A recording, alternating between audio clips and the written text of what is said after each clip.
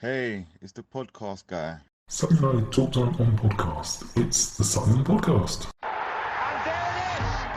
Sutton United of the GM Vauxhall Conference have put out First Division Coventry City, winners of the FA Cup themselves less than 2 years ago. And what a moment to enjoy for the fans of this Surrey side. They've had their moments before, but never one like this. But the whistle goes down. Delight for Sutton United. Sutton United from the National League are through to the last 16 of the FA Cup. No longer English football's perennial non-league club. A 123-year crescendo reaches a new peak for Sutton United, who are promoted to the Football League for the first time.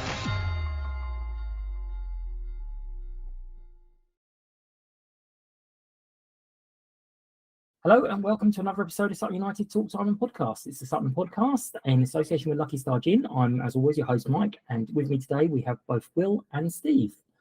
We are going to be covering the Gillingham defeat, boo, and looking forward to the very famous Thames League derby against Wimbledon. Engagement's always important. Please join in the discussion, stay connected, share your thoughts, comments, and so on all the episodes. Any questions for the panel? I've got a couple of good ones for you guys later. And it's on all the socials at Sutton Podcast. Likes, shares, and comments are really, really useful. So please do that for us. Let's get into it. So, hello, Steve. It's been a while. How are you? Yeah, not too bad. Just about recovering from the dodgy foot you probably witnessed last night. Which basically meant I couldn't walk properly. But yeah, otherwise good. It's been a better start to the season than I think I expected. Yeah. When we kind of went through pre-season and it was all a little bit not quite sure about this, and then you see the fixture list coming thick and fast of all these clubs who have spent a hell of a lot of money. You're thinking, ooh, this may not go well. But no, I mean, obviously the last two results have been disappointing, but actually performances have been good. So yeah, very promising start. I think very happy with the way we're shaping up. Excellent. And Will, multimedia star. How are you? Yeah, I've been trying my go at commentary and co-commentating. So far, so good. I mean, I think with the Notts County game, a very rare result and a very rare win for Sutton. So we were kind of bigging it up. So apologies if any Notts fans are watching this, but 3 points are 3 points. Yeah, no, we've over the years listened to plenty of one-eyed bias games, so I wouldn't worry. There's no way you could be worse than some of them we've heard over the years, or the last couple of years. Sound like a proper veteran over the years.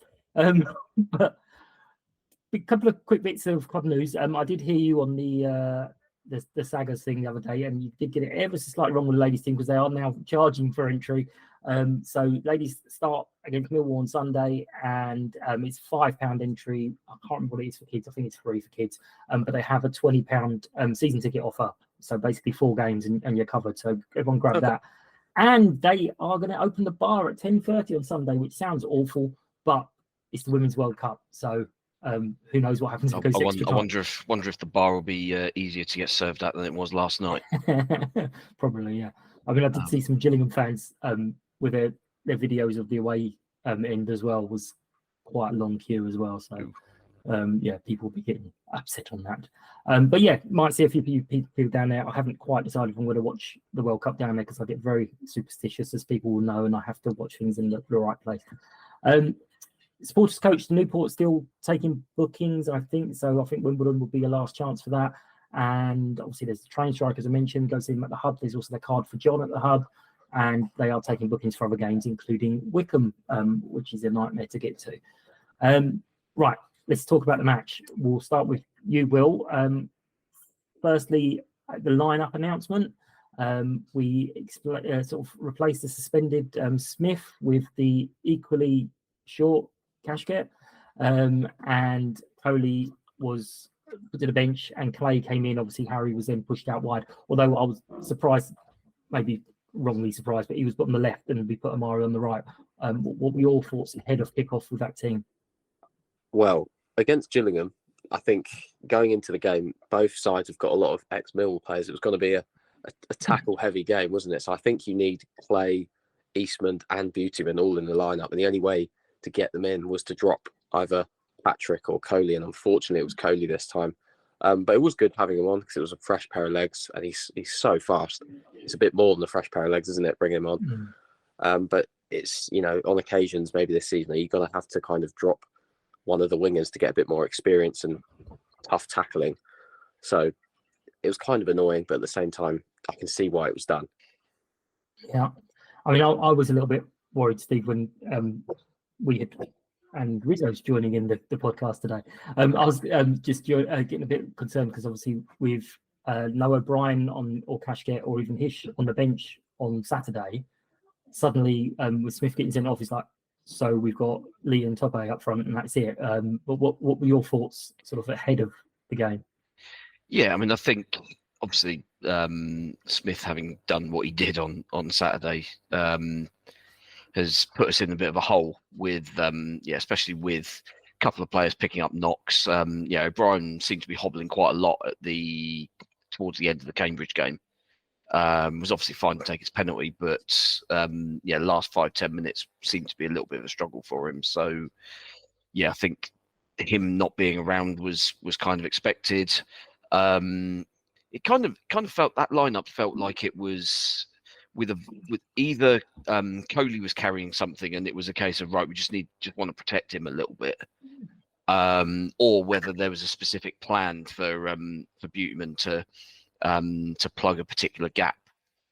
But sticking Amari Patrick on the right didn't seem to really suit him too well. He always did his best stuff for Carlisle on the left, and so far for us, he's been playing on the left and with good returns as well. So, it was a bit of a surprise how we shaped up at the start, really. But it was one of those. I think sometimes against the better side, you've got to be a little bit more pragmatic and play the percentages and make sure you're in the game. So whether that was specifically injury related or an actual tactical plan, not quite sure. Not sure if Matt said anything in his post-match interview. I've not listened yet, but it was given one or two niggles, wasn't a complete surprise. Yeah, I mean, we didn't start very brightly.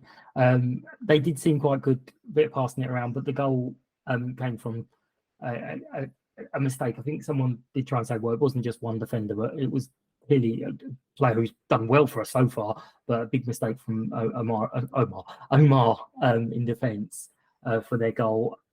Once they made that mistake, great cross, great finish, but we kind of did it to ourselves. What do you think about their goal, Will? I think it's harsh because, again, the thing is, when Sutton lose, you never really play badly. And it was just that one mistake, and it was by a player who's been far past amazing since he's made the move up to the Football League. So it was a good goal. Can't really complain.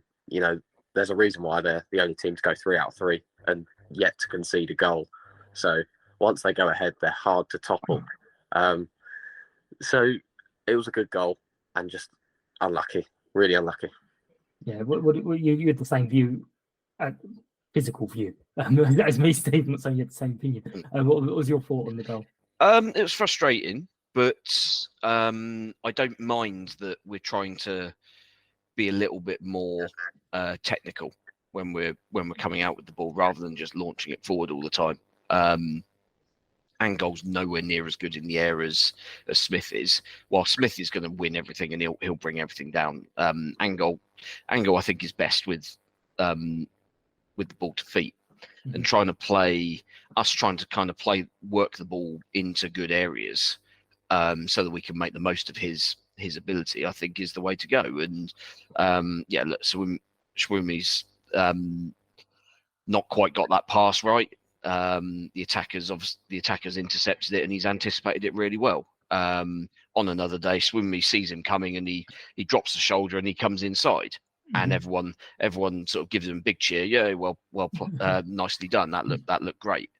and there's no danger. But I mean, I think the thing that's most frustrating about this season so far is that I think basically every goal we've conceded has been terrible from a defensive perspective, and that's from a team that's actually defended quite well as a unit.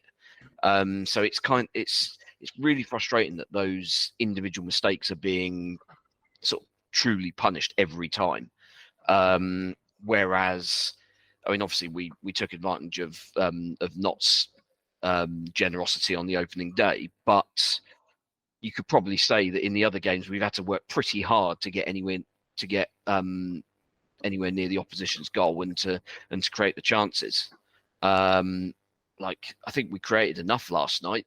Some of the crosses into the box were brilliant, but we didn't get the right bodies in the right areas. And I think having that 6'7" striker who can win everything, if he'd have been on the pitch, he'd have probably helped himself to a hat trick with some of those deliveries. Yeah, I mean the deliveries were awesome. I did read one comment. I can't remember where it was, but I did one person complaining why are we playing the ball where the players aren't. We should be playing it to the players. And I'm like, well, surely we're playing it into the space. We're just not quite on the same wavelength yet for the players to make the runs. There was one horrible moment where I can't remember who did it, but someone thought Kashket was going to go off peeling down the left, and instead he spun and came inside, and it made the pass look absolutely horrendous. But you could kind of see what he was doing. Gillingham fans caused us a bit of a problem with their flair because apparently that fine is on us. So I think that's a bit weird. I don't know if either of you come through the park, but I come through the park and I was cursing because it doesn't look very inviting. There's like 14, 15 security guards in their bright jackets standing there. I'm like, come on, we're supposed to be a nice, friendly, inviting club. We don't need this. And then one of them gets a flare through and I'm like, okay, well, maybe we need more security staff then. But the reason we mention that is obviously there was a little bit of a break. We had lots of chances. Some of them on the replay seemed to look better than they seemed on the night. I mean, there was one, I think it was Omar, kicked the ball way, way, way up, and I assumed it was over. And then it actually had to be cleared off the line. Scott Malone, I believe, was the one who cleared it off the line. Yeah. Who had a really, frustratingly, had a really good game. He kept, who was he man marking? I think it was Amari Patrick and Joe Kizzy on the right. Kept him quiet the whole game. Yeah. Well, it's because he was on the right. That's But what were your thoughts coming into half time with the chances? Did you think we were still in this, or did you think Gillingham were in cruise control? I thought we were still giving them a good go. I don't see why anyone should kind of think that we kind of dulled off. Like, there were still chances created, as you said, Omar. Yes, it probably didn't mean it, but it got on the line. It's close enough. It's close enough for any other chance. So, still confident and a spirited performance. But maybe Harry Smith. There was a Harry Smith hole, wasn't there? Like there was so many crosses and deliveries and pinpoint balls into the box that you needed someone tall to knock down. And Lee is tall, but he's maybe not got the, as Steve said, like the prowess to kind of knock it down to anyone. Yeah. I mean, what were you thinking before half time or at half time, Steve?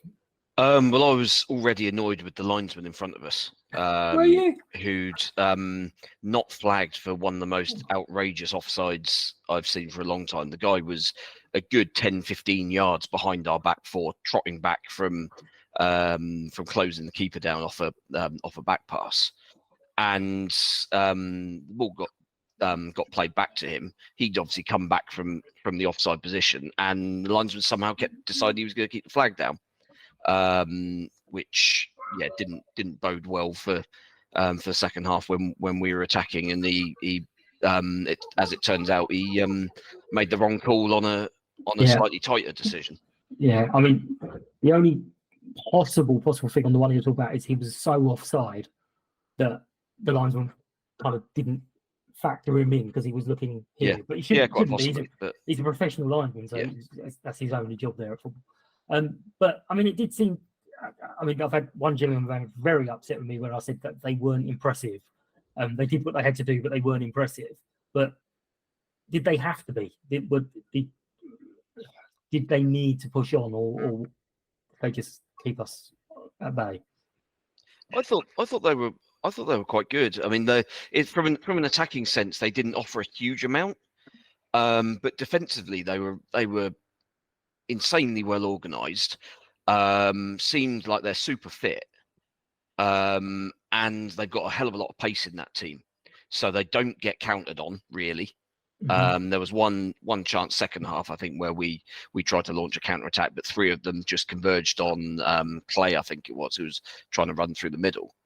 And yeah, the reason why I think we looked a little bit disjointed first half was just because they were pressing us in the right areas and putting us under a lot more pressure, and we've not really had to deal with that at all yet this season.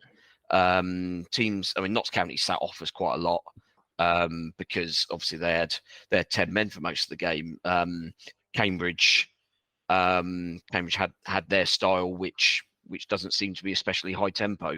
So that's kind of the first time we've come up against a team that's wanted to kind of put us on the back foot when we're in possession.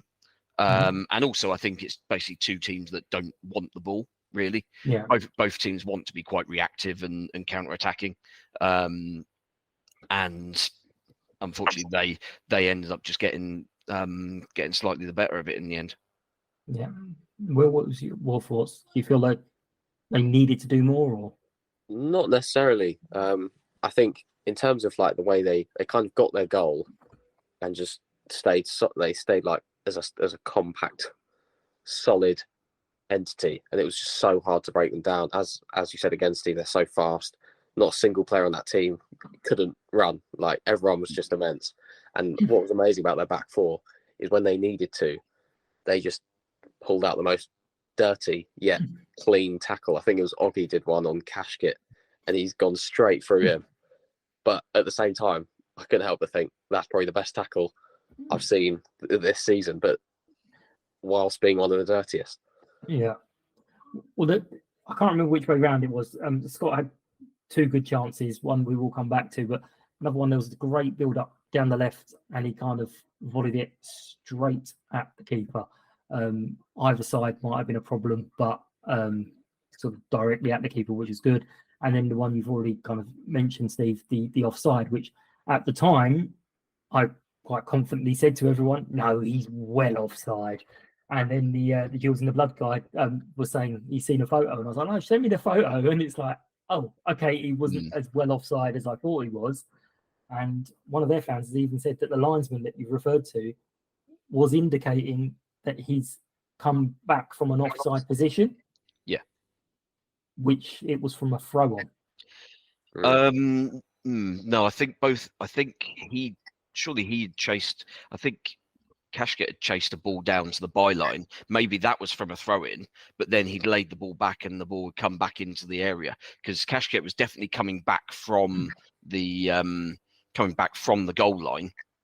Him and the guy, the defender that was nearest him, they were both pushing away from the Gillingham goal, and it was then obviously Angol wins that little knockdown.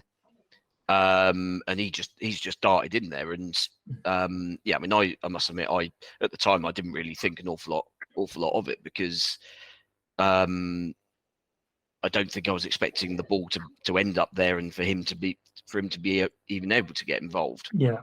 But yeah, obviously having seen the footage back, he's clearly onside. But yeah, I mean, it kind of sums up that linesman's game, really, unfortunately. Will, what was your view of it from the opposite side? I thought it was offside. Like, right. I didn't really see any debate for it. But with the officiating as a whole, I think it was the referee in the man in the middle's first official league game. And I think from the off, booking Lee Angol for only his second tackle, I thought from then on, I kind of had a feeling that the officiating was going to be a bit slightly off. I'm not going to say it's bad. I think bad's the wrong word, but I think, of course, there's a few things you can raise and say, look, this needs to be tightened up on. But then now looking back on the Cashkit offside, I'm not too sure now. But at the time, I had no debate. Well, as I said to the response to their tweet, obviously it's gone against us, but I still say no to VAR for us, because I'll take a dodgy decision like that every now and then if it means we don't have to put up with all that. But yeah, you mentioned obviously the booking. We did have a little question. Are we going to go down in the first half yet again? But luckily we didn't. Matt's interview, as you mentioned, he kind of again was like, it's a new squad basically. I think 50% turnover, and he's got the areas he needs to improve. I think he said there's one more signing he's after, and the team's going to take a few weeks to kind of get used to each other. Which as I was mentioning about the Cash get going on his run, people will kind of get used to how each other play. But in general, over the 4 games, if I start with you, Steve, how are you kind of feeling compared to last season? How do you feel we're shaping up? I think this time last year, I think we were before the start of the season anyway, before Ben Goodliff got his injury on the opening day. I think we were relatively confident, obviously having had a good end of season, just a good season overall for first time around. Mm-hmm. And we thought, well, okay, we've obviously lost Adjaboy, but we've brought some players in who look like they're vaguely up to scratch to replace him. Don't think we lost anybody else of any particular note. So therefore it was okay. Let's crack on. And obviously a couple of injuries hit early in the season, much as it has this time, and we just struggled to get going. But this time around, actually, the transfer business we've done does look a whole level above what we did last year. Last year, obviously, the guys coming in, a lot of them were either out of non-league or young loan players who are kind of just making their way in the game. Whereas the players that we've got in this summer, tried and tested at this level, and tried and tested at the top end of this level. So that kind of shows what happens when you kind of build something that's got a foundation in it. You've got a solid team structure. Although that kind of that was severely tested at the back end of last season, where things seemed to kind of fall apart a little bit. But I suspect that probably actually moulded, sort of shaped Matt's thinking in terms of the significant turnover we had. I can't imagine that when it came to sort of January, February, that he was thinking that 6, 7 or 8 of the sort of first team regulars were going to be shipped out, and then all of a sudden it's like, well, okay, clear the decks, let's start again. Mm-hmm. But yeah, I mean, early indications look very good. Early impressions have been excellent, despite the fact that, as you say, some of the players still need time to kind of get used to the way each other play. But I mean, the way they played those first 2 games against Notts County and Cambridge, and even for the most part last night, I thought you wouldn't know that a lot of them have only played sort of in like 150, 200 minutes or whatever together. They seem to be knitting together pretty well at the moment. So yeah, I'm pretty optimistic, I think, at the moment. Yeah. And Will, what do you think? I think if you look at the end of last season, I think it was 2 back-to-back 4-1 defeats, isn't it? Against terrible opposition as well. Really poor opposition, so it was really frustrating. So looking at the team now, I don't think you're going to get to a point like that. And plus, a season ending like that and how many players you've had leave, Matt Gray's surely in a point now where he's like, right, I'm going to be ruthless now. He's got signings in who are worthy of getting you up. You know, Patrick got up with Carlisle. Harry Smith's played at the top end of this level. There's players in there who can, you know, help Sutton progress. So just they just need to get a bit of, you know, communication between them. And I think you'll start to see a huge upside in your form. Perfect. Okay, well, we've come to the point that I didn't actually remind you guys about. It's a moment at the match. We're not doing player of the day anymore, so it's a moment in the match that can be anything you like, on the pitch, off the pitch. So it's the moment that sort of is that match for you. Steve, you can't pick your dodgy foot. But I'll let you go first. What was your moment at the match last night? Can't pick my dodgy foot, but can I pick the dodgy linesman, please? What, as a moment at the match? The moment you want? The disallowed goal. Disallowed goal. Because I think if the linesman gets that decision right and that goal stands, then we probably go on and win the game. We had all the play in that second half, created all the chances. I mean, not that there were that many in the second half. Really, we had a lot of the ball in good areas, put good balls into the right areas in the penalty area. But yeah, just didn't get on the end of them. Keeper's made one good save. Obviously the disallowed goal, but yeah, other than that, I think we'd have gone on to win that just a bit with the momentum behind us. Perfect. And Will, what was yours? It's got to be Omar Shomi's looped effort. He tried so hard, almost did it. Okay. I never in a million years thought someone was going to pick that, because I picked that as well. I was like, oh, I won't need to have a second one just in case. Right. My thought on that was because I literally saw it looping up and turned away because I was like, that's gone well over, and then realised, oh, hang on a minute, let's come back in. In that case, we'll have a choice of two because I've caught on the back foot there. So I'll put that out to shout to everyone, unless someone else sends me a video, something else. But we'll put that vote out. A couple of questions that's come in.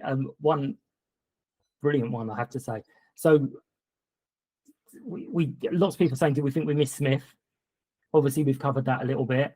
What was your thoughts on the fact we appealed the red? I thought, based on what he said, appealing it was a bit of a strange decision, because he kind of basically said, yeah, I retaliated. Ooh.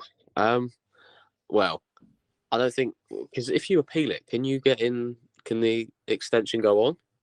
They can theoretically, but they've not done it for years.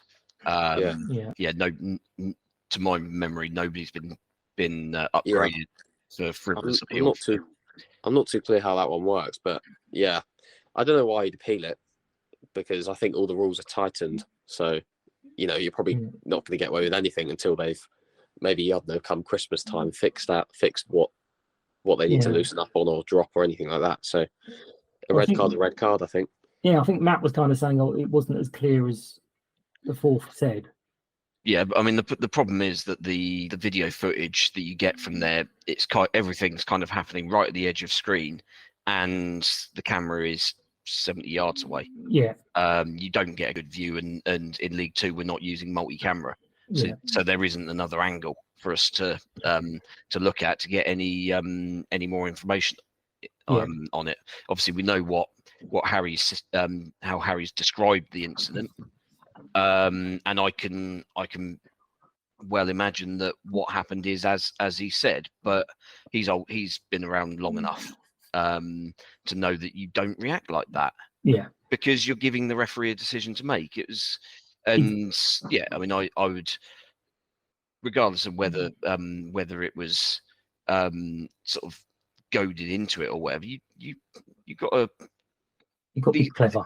Yeah, I mean, this is top level football. There, players on the opposition are looking to do whatever they can to win games of football, and if it's winding up the big number 9 by standing on his toes in the hope that he lashes out, well, I mean, well done. You've fallen right into their trap there, and you're now missing the next 3 games.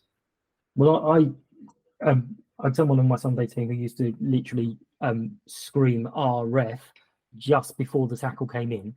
Constantly, ref, and then the ref's turning to look to see the impact, and they're like, "Oh God, that's terrible." So it's really old tricks. I don't know why he fell for it.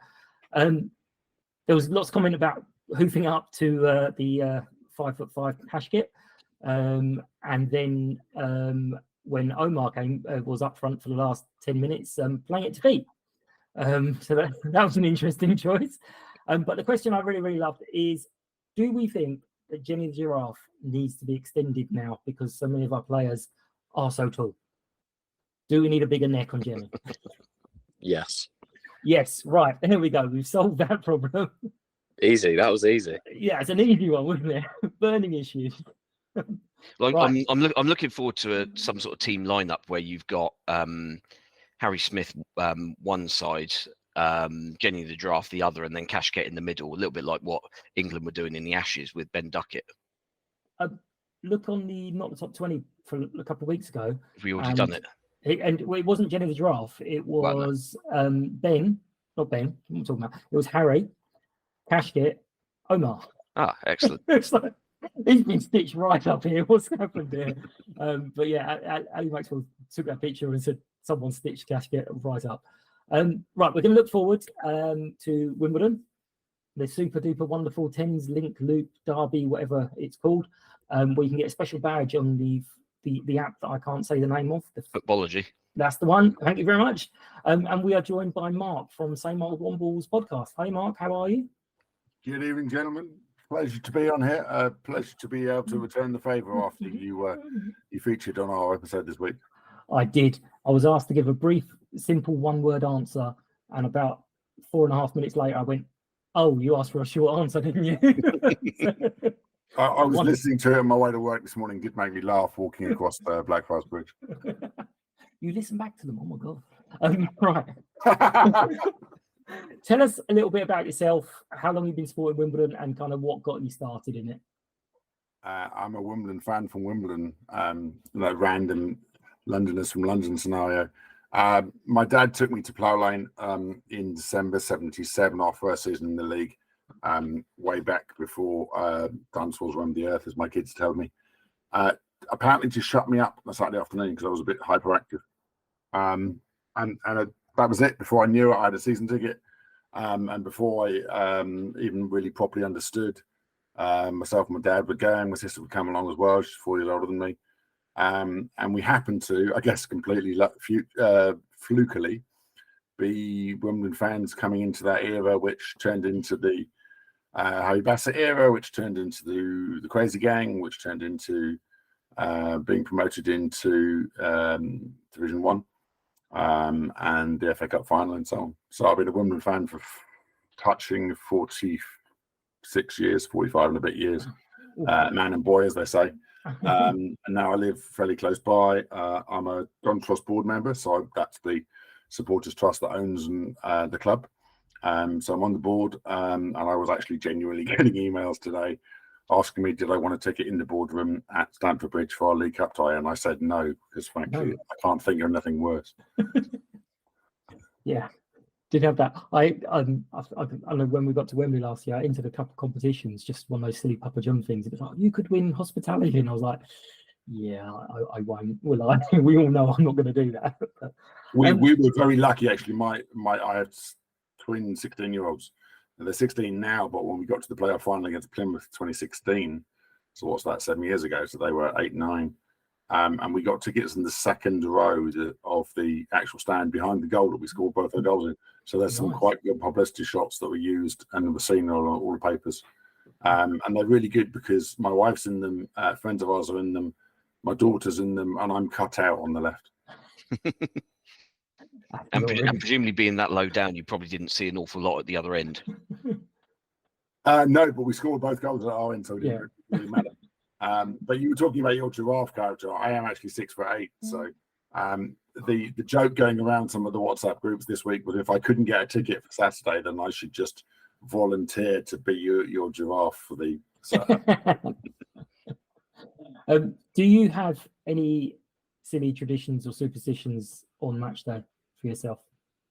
Not anymore. I used to walk from where I grew up in Wimbledon, which is the opposite side of Wimbledon, towards Wimbledon Chase and Rains Park, if people know that area. I used to walk from there across town, drinking a super can of Coke, so half a litre of Coke, and half a pound of wine gums, and that was my lunch. That was my match day meal, and I must have done that for about 5-6 years, from about 84 to about 89, I suppose. Right. Well, I went off to live overseas and went to uni and stuff, but not anymore. No. Cool.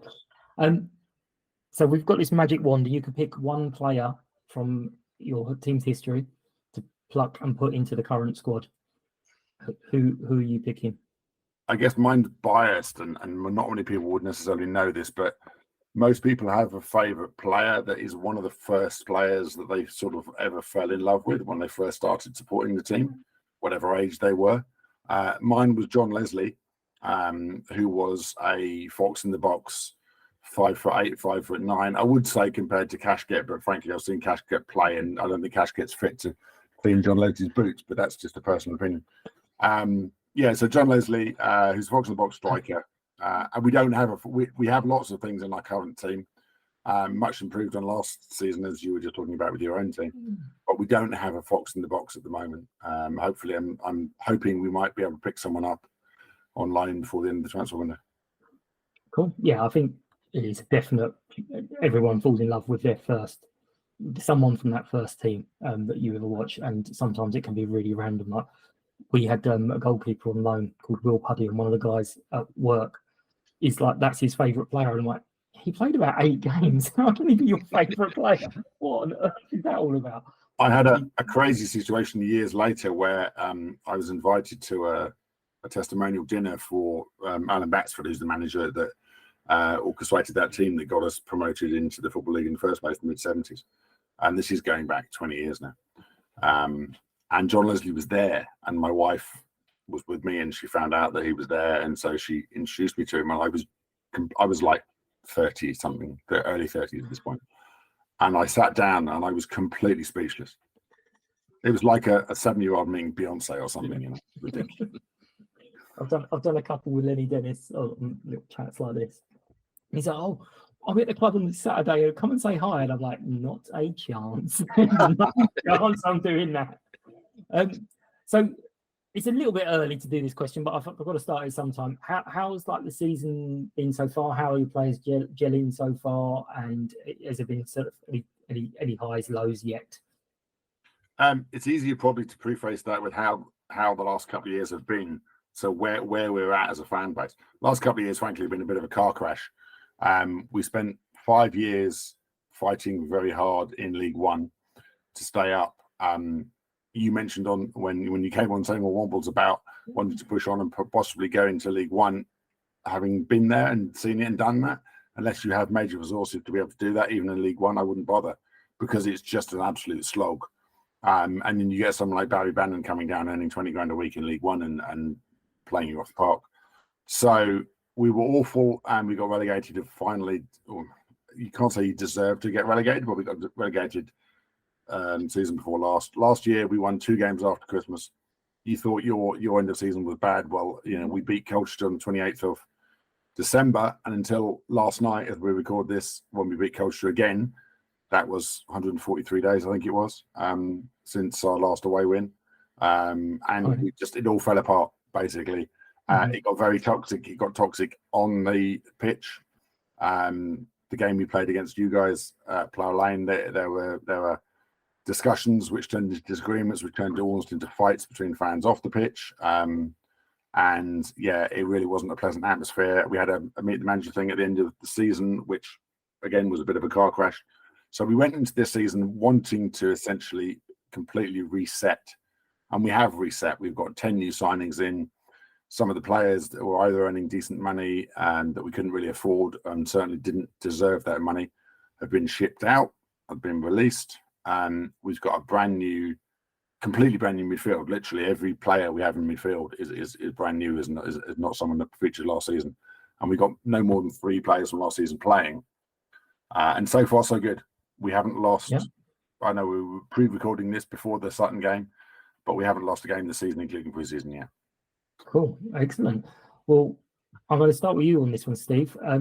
What needs to happen for Sutton to win on Saturday? Not make brainless mistakes at the back. Literally, don't give anything stupid away, and we've got every chance. The way we've played in the game so far, and we've played against teams who should be there or thereabouts come the end of the season. Barrow kind of gone a little bit under the radar, I think, but they don't. They're not particularly tight with their cash. So they've got a sizable budget as well as the likes of Notts County and Gillingham, and yet we've stood up against all of those. And to be honest, probably should have won 3 from 3. So yeah, I mean, if we play the way we're capable of, yeah, I think we've got the capability of winning.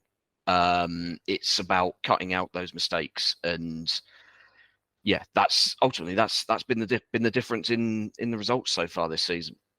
All right, and same question to you, Mark. What needs to happen from your point of view for Sutton to take advantage? For us to take advantage of Sutton, or no, for us to take advantage of you. Oh, right, okay. Well, like I said, we've got a number of new sort of patterns happening. So we've got 2 new centre backs who played before together for Stockport. There's a bit of pace back there. Obviously, what we have tried to do is impose ourselves more physically on the opposition, which I can clearly see from your first couple of games you managed to do as well. So I guess if you're able to get hold of the ball in midfield and make our midfield duo, Jake Reeves, our captain, and Armani Little, move backwards and sideways, then that's going to go a long way to determining the game's result. Because if they get on the ball and they can keep the ball and then push the whole play forward, then we'll get our wingers in the game. Once we've got our wingers in the game, and you know who one of the many is anyway, then that's going to put any team in the back foot. All right. And Will, a foot in both camps. Yeah. What does Sutton need to do? And are you looking forward to the Battle of Omars as well? Oh, of course. I'm excited to see Omar Bagil, the reception. That's what I'm most excited to see. But in order to stop Wimbledon, I think you need to kind of nullify Tilly and Nerfil on the wings. And then that leaves Armani Little in the middle. How do you take him out? I'm not too sure. You just need to tackle hard.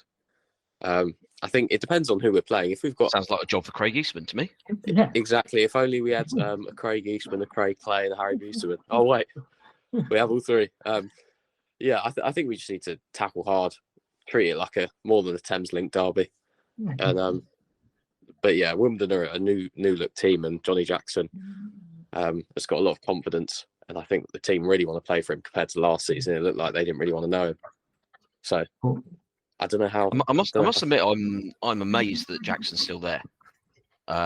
Given obviously the utter mess that he kind of oversaw at the back end of last season, I would have just fully expected a complete clear out from manager to obviously the wholesale changes in the playing staff that they did. I think a lot of Wimbledon fans are quite surprised he's still there as well, to be honest. I think realistically, we all know, because we follow lower league football, that the turnover in management at every level, all of the 92 league clubs, is pretty severe. But we also know that the likes of Sutton and Wimbledon do not have the cash to be able to pay off whatever length of contract managers have got. So if you do that, then obviously what you're saying is essentially I can't invest in player X or player Y, or the type of player I get is not necessarily going to be the type of player that is going to push me towards mid-table, let alone playoffs, because I've had to pay off the last manager. And I don't frankly want, no disrespect to Ben Garner, because Colchester played very nice football with no end product. But I don't want a Ben Garner or a Scott Lindsay that bounces around from League 2 Club A to League 2 Club B to League 2 Club C. Wimbledon, and I know it's an overused cliche, but we are different for different reasons. Some people don't like playing on that, but the reality is you need to get it as a manager and you need to get it as a player. And if you do, the club will, the fans will really like you. Jackson didn't get it last season, and I think he's just about got it now. And having just about got it now, that really helps. And it really helps him. And he's now, I've seen him up close a couple of times in recent games, before recent games. He just seems like a completely relaxed person, at one with his own environment. And last year he looked like a scaredy cat.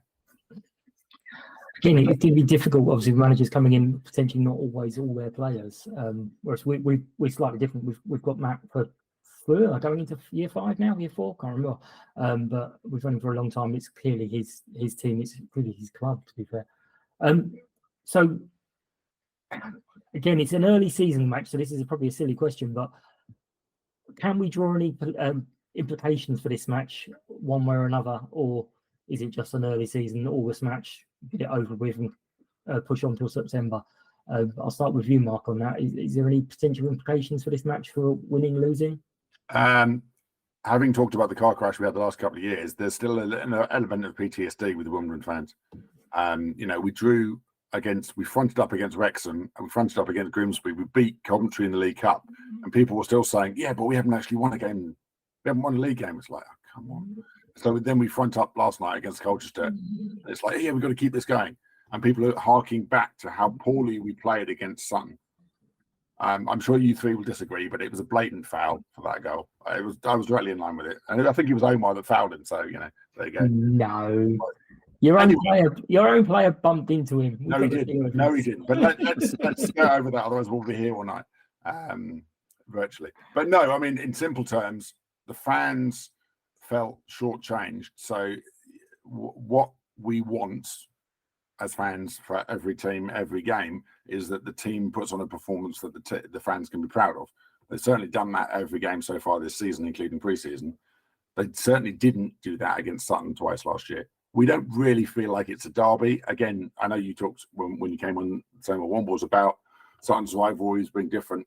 Wimbledon's rivalries, I don't mean to be rude, and I genuinely don't mean to be patronising about this, but Wimbledon's rivalries aren't with Sutton. But they're not really with anyone. They're certainly not with franchise.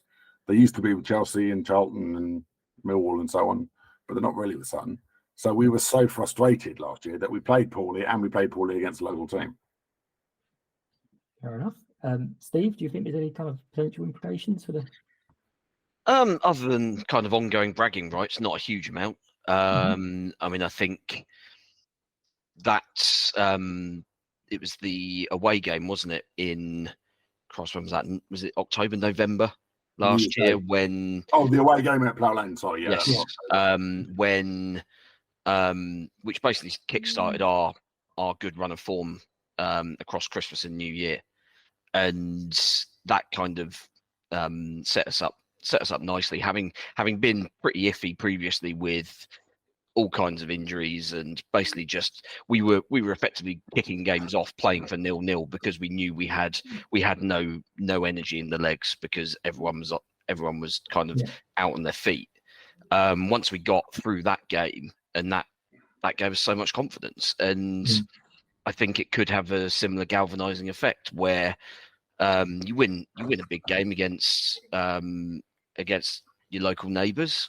Then I mean you've got bragging rights when you go into the office, if any of us go into the office these days, and you've kind of got that sort of banter aspect, if you like, for the Twitter fans out there to kind of milk over for up until Boxing Day now.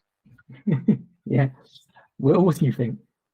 I don't think it is it's a derby, but it's not like a rivalry. There's no real malice in it. But I think it's for Sutton, after the two defeats, which have been against two very good sides, stats wise, it will be a real kick in the teeth if you go and lose to Wimbledon. I think it'll be even worse if it's a 92nd minute diving header from Omar Begill. So who knows? Omar had been sent off by then. Yeah, I was going to say, does Omar do 90 minutes? I don't know. We rarely see it. Hasn't so far with us. Yeah, no, we see 70 minutes and that's it. Off. Right. So this one, I quite like this, but it does get a bit weird. You have now been chosen from the crowd to give a message to the players just as they're coming out. So, Steve, what's your message to the team and a score prediction as well, please? Message to the team. Oh Christ. You know where the goal is. Just get the ball there. We've been a much better attacking force already this season.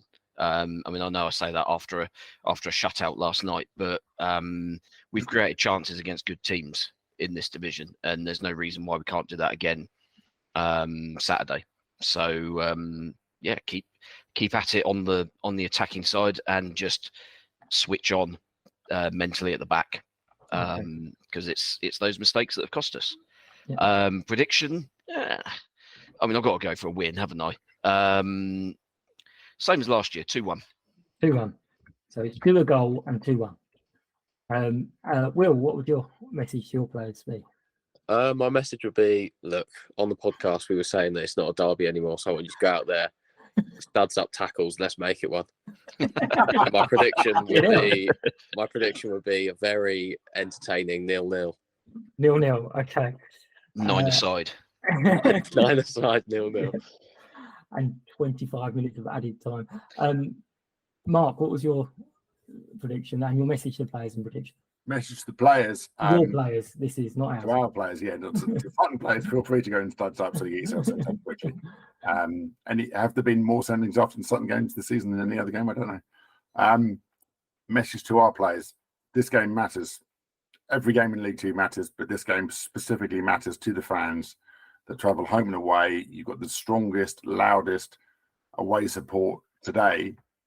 Then a stronger, louder away support today than you'll get at any other game all season. So make sure that you do them proud, you do yourself proud, you do yourself justice. You're a good enough team. You've shown it so far this season. Continue to show that. Keep your heads, keep your temperament in check.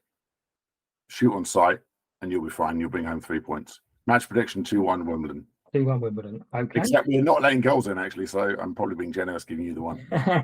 Well, I went with, you put me on the spot on your one, so I hadn't even thought about it, and I went with 3-1. But so I'm going to stick with that because I've already said it. So I'll stick with that one.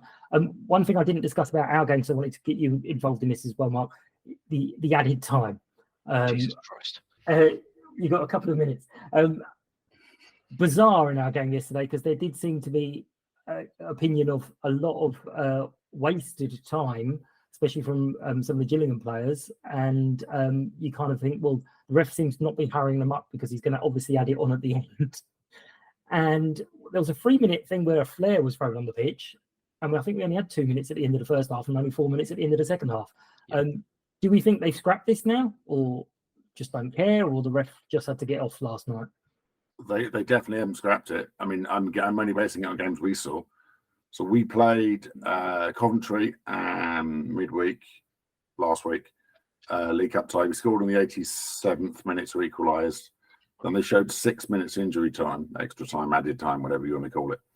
And we scored after 93 minutes and 27 seconds or something like that.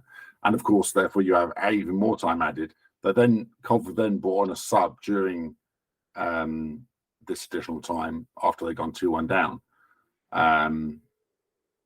But he'd only shown 6 minutes. And we thought, okay, maybe he'll play 7 because you had the sub as well. And you had time for the goal celebrations.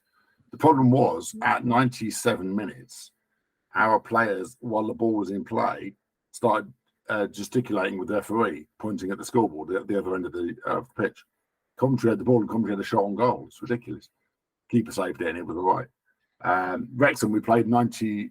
We had 8 minutes and we played 99 because, again, there was a stoppage during injury time.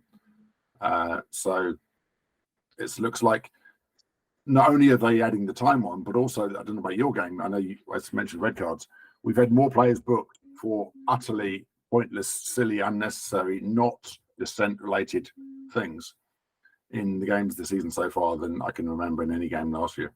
Yeah. What about your Colchester game last night? Because it seems to be to me that basically every manager has moaned about this season.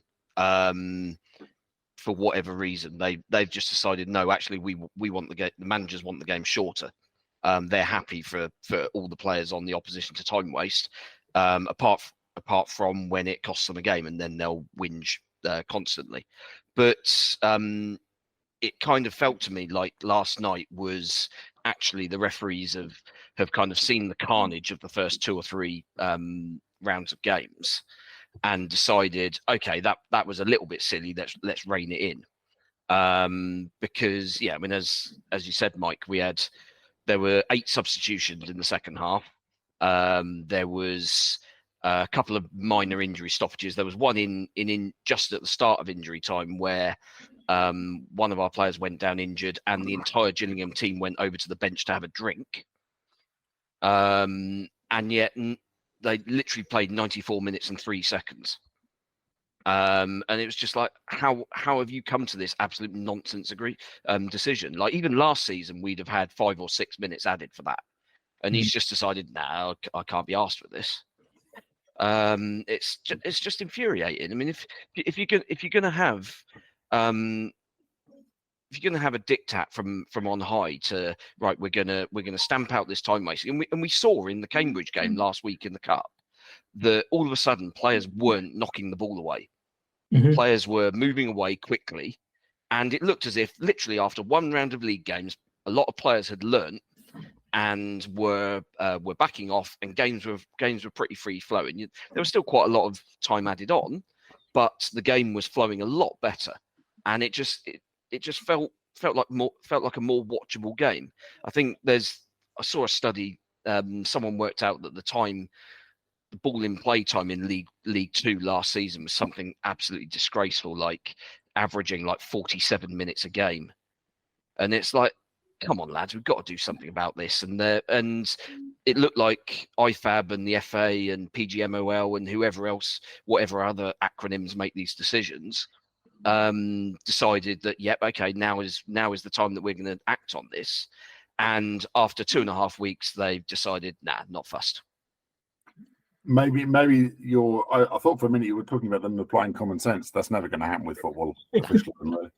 I just checked. First half from last night. First half, 0 added time whatsoever. Second half, 6 yellow cards, 6 substitutions, 6 minutes added on. But we were 2-0 up, so I didn't feel like there was much time at all. Yeah. I mean, it is completely mad, because even the Notts County fans were like, when we were winning 5-1 in the pissing rain, and they added on 10 minutes. They were like, what is the point of that? I mean, what did you think, Will? Were you expecting more time last night, or did it just seem like they weren't bothered? Yeah, well, the thing is, I wasn't really. It seems weird because 3 and 4 minutes now seems like, what was that all about? But I think it may have just literally been a mistake, or they just completely made a few of them. Yeah, they made a few, but this one was a genuine they completely underestimated it, because even Rob Milsom got booked for kicking the ball away when we were losing 1-0 down. Well, we were 1-0 down, we were losing, and he kicked the ball away, got booked for it. So I'm pretty sure he got booked for it. He did get booked for it. Yeah, he did get booked for it, and he deserved to get booked for stupidly doing it, because we were 1-0 down. Exactly, so but it's like booking for it. They are sticking to the rules, but I think the time was just, or maybe he had something in the oven. Who knows? But yeah, obviously we'll see after this round. But it did seem like very much like he wasn't hurrying the players up, and he wasn't adding the time on. So we've got the worst of both worlds at the moment. But we will leave it there. Very lovely to speak to you all. Thank you very much. Thanks for joining us, Mark. Good luck, obviously, for the season outside of all the games as usual. Thanks everyone for listening. Thanks to our sponsors, Lucky Star Gin. I left out the ear attention bit. Thanks for your ear attention. Like, subscribe, and all the other things on the social media apps. And we will see you next time. I have got Claire, Josh, and I have to say it because he was upset I didn't mention him last time, even though it was a podcast in the way. Julian will be on Sunday. So we will see you all then. Take care and see you soon. Bye-bye.